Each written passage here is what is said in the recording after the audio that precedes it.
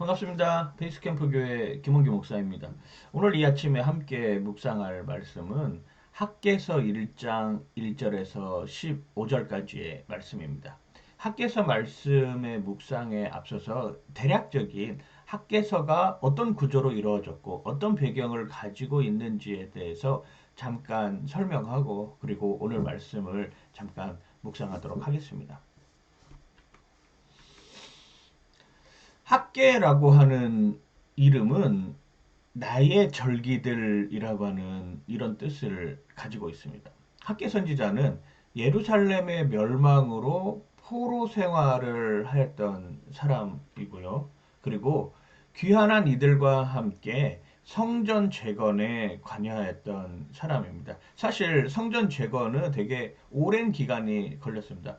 귀환한 백성들이 처음에는 성전을 사모하는 마음으로 성전에서 하나님께 간절히 예배드리고자 하는 그런 모습에서 돌아왔는데 막상 돌아와서 보니까 먹고 살 길이 막막하였던 거죠. 그래서 자신의 집을 짓고 자신의 생활을 하다가 보니 성전 제거를 하는 것이 점점 미루어졌습니다. 그때 하나님이 학계 선지자를 통해서 이야기를 하는 것이죠. 지금 너희들의 집을 짓는 것, 너희들의 집을 세우는 것이 중요하냐? 하나님의 성전이 지금 폐허가 되어 있고 하나님의 성전이 이렇게 무너져 있는데 너희들이 행하는 것들이 무슨 의미가 있느냐? 너희들이 아무리 농사를 열심히 지어도 그 소출이 절반에도 미치지 못하고 그리고 너희들이 아무리 전대에다 돈을 넣어도 그 전대는 터진 전대여 가지고 구멍이 난 전대이기 때문에 그 전대를 통해서도 너희들의 돈을 벌 수 없다. 그 이유가 무엇이냐? 너희들이 하나님의 성전을 방치했기 때문이다라고 이야기를 하고 있는 것이죠. 그러한 배경에서 학계 선지자가 성전 재건의 사명을 가지고 백성들에게 독려하는 내용이 바로 학계서라고 할 수 있을 것입니다. 그래서 옛 세대와 새 시대를 구별할 줄 아는 그리고 옛 것과 새 것의 중간 지점에서 어떻게 이들을 조율할 것인가를 학계 선지자는 끊임없이 고민하였던 것이죠. 학계 선지자는 포로 귀환 후에 활동을 하기 시작을 합니다. 다리오 왕 2년부터 그의 선지자의 생활이 시작이 되고 특별히 학계서의 말씀을 보면 네 개의 신탁 여호와께서 학계 선지자에게 직접적으로 임하는 말씀을 통해서 우리에게 하나님이 어떠한 이야기를 하고 있는 것을 알려주고 있습니다. 학계서 1장 1절에서 15절까지의 말씀이 첫 번째 신탁이고요. 두 번째가 학계서 2장 1절에서 9절, 그리고 세 번째가 학계서 2장 10절에서 19절까지, 그리고 마지막으로 학계서 2장 20절에서 23절까지의 말씀을 통해서 하나님이 직접적으로 학계 선지자에게 이야기하고 있는 모습을 보여주고 있는 것입니다. 학계 선지자가 이 네 개의 신탁을 통해서 알려주고자 했던 것은 첫 번째, 성전 건축을 통해서 회복의 가시적 시작을 선포하는 책임을 다해라라고 하는 거죠. 백성들에게 간곡하게 요구하는 것입니다. 폐허가 된 이 성전 건축, 성전 회복을 통하여서 가시적인 회복의 시작을 선포해라. 무너져가는 이러한 상황 가운데 뭔가 돌파구가 있어야 되지 않겠습니까? 뭔가 구심점이 있어야 되지 않겠습니까? 오늘날 이렇게 코로나 바이러스로 인해서 너무나도 힘든 상황인데 이걸 타개하기 위한 돌파구가 필요하다라고 하는 것이죠. 그 타개하기 위한 돌파구가 무엇일까? 바로 사랑을 전해주는 것입니다. 누구나가 다 상황은 다 힘듭니다. 조금씩 양보하고 조금씩 덜 하고 조금씩 덜 쓰고 조금씩 덜 말하고 사랑을 실천하는 것이 어쩌면 그 방법일 수 있을 것이죠. 두 번째, 거룩한 성전을 더럽히지 않도록 여호와 앞에서 정결하라라고 하는 것입니다. 결국 어떤 이야기입니까? 일하는 거 좋다 이거야. 무언가를 하려고 하는 거, 시도하는 거 좋다 이거예요. 그런데 그것보다 어쩌면 더 중요한 것은 그것이 완성되었을 때 더럽혀지지 않도록 지금부터 정결의 삶을 쌓아라라고 하는 것이죠. 오늘날의 상황도 다르지 않습니다. 일하는 거 중요하죠.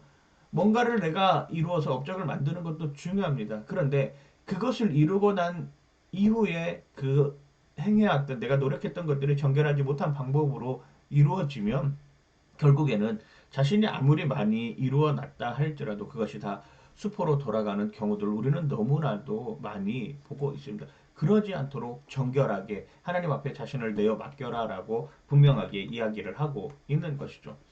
그러면서 학계 선지자를 통해서 우리에게 이야기하는 것, 성전 건축이 단순히 성전 건축으로서만의 의미가 아니라 정말로 그것을 통해서 우리가 어떤 것을 바라봐야 되는가, 이러한 문제들을 함께 고민해 봤으면 좋겠습니다. 첫 번째가 이런 것이죠.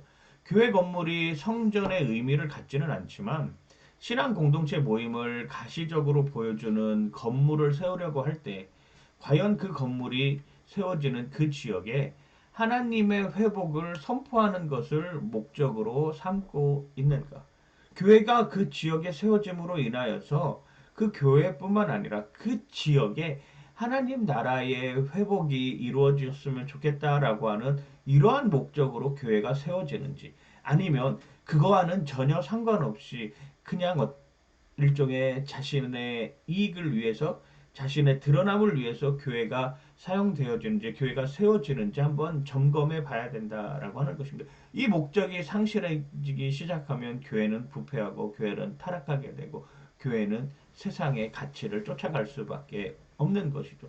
분명한 것은 그 지역에 하나님의 나라가 선포되어지느냐 하는 것을 시발점으로 해야 된다라고 하는 것입니다. 두 번째, 세상과 구별되는 신앙 공동체의 경건과 정결을 통해서 하나님의 임재를 확인하고 그의 임재를 세상에 분명하게 보여주고 있는가?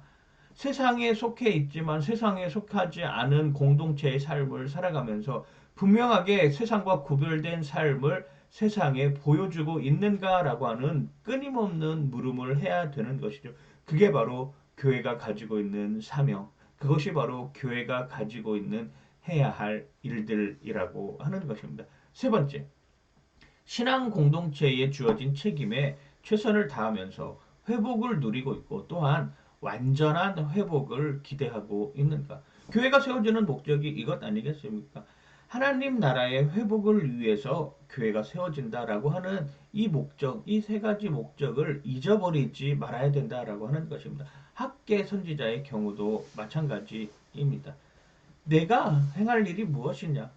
너희들이 지금 이렇게 포로에서 귀환해서 어려운 상황에 돌아왔는데 너희들 먹고 살겠다고 하는 것에 초점을 맞추는 순간 하나님이 행하시는 그 일들을 잊어버리지 않았냐. 너희들의 우선순위가 바뀌었다. 당장에 눈에 보이는 거 중요하지. 먹고 사는 것도 중요하지. 그런데 그걸 통해서 너희들이 해야 할 일은 정말 하나님께 영광 돌리는 일을 하기 위해서 그것 하는 것 아니냐라고 하는 것을 우리에게 알려주고 있다면 정말로 온전한 회복을 위해서 하나님 편에 서 있어야 된다라고 하는 것이죠. 이게 학기에서 1장 1절에서 15절에서 말씀하는 내용입니다. 첫 번째 하나님의 신탁의 내용이 바로 이것이죠. 인간의 죽을 힘을 다해 쌓아도 하나님이 훅 불면 한순간에 날아가 버리는 것입니다. 우리 지금 그 상황을 겪고 있습니다. 인간이 누리고 있는 소소한 일상의 행복이 얼마나 감사한지 우리는 지금 뼈저리게 느끼고 있습니다. 그 가운데 어느 것 하나 은혜 아닌 것이 없고 어느 것 하나 기적 아닌 것이 없는 것이죠. 사라지면 찾게 되고 잃고 나면 비로소 깨닫는 오늘의 작금의 현실을 보면서 정말로 하나님 편에서 중요한 것이 무엇인지, 하나님이 왜 성전을 세우려고 하는 것인지, 하나님이 왜 가시적인 모습을 보여주려고 하는 것인지 그 목적을 잊어버리지 않고 오늘날에도 주님 안에서 정말로 건강과 몸과 마음과 영혼이 주님 안에서 승리하는 여러분들 되시길 주님의 이름으로 간절히 축원하고 축복합니다. 파이팅!